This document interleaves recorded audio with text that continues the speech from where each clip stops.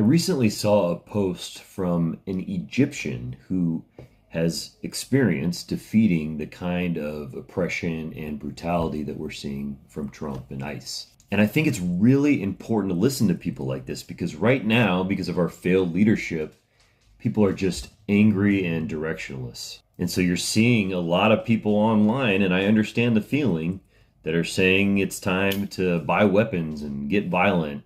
It's a sentiment that you turn to when you don't have any other options. But we are not out of options. We just don't have leaders telling us what those options are. Unfortunately, we don't have the levers of power that they have to be able to do something immediate and significant. But I think we can still beat this. These leaders just keep telling us that we need to rise up, and then they don't do anything and they don't give us any specifics. So let's dig into the advice from people that have been through this before. The first thing they talk about is the fact that you cannot beat the state at their own game. There's no real way to protect ourselves digitally, and we can't match the firepower. Especially with us, we're dealing with a post-Patriot Act government that's the most powerful in human history.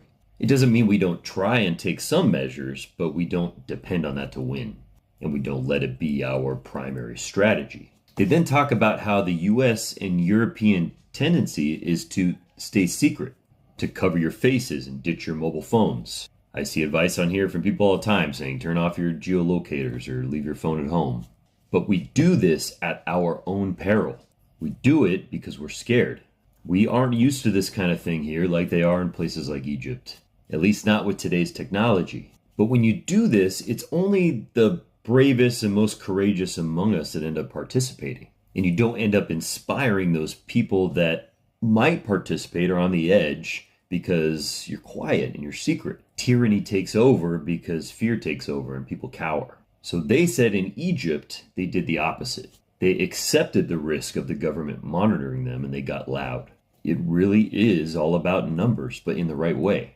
Because numbers is where the protection lies. When a whole lot of people put themselves out there with their name, their face, maybe even where they live, it inspires people and makes other people brave.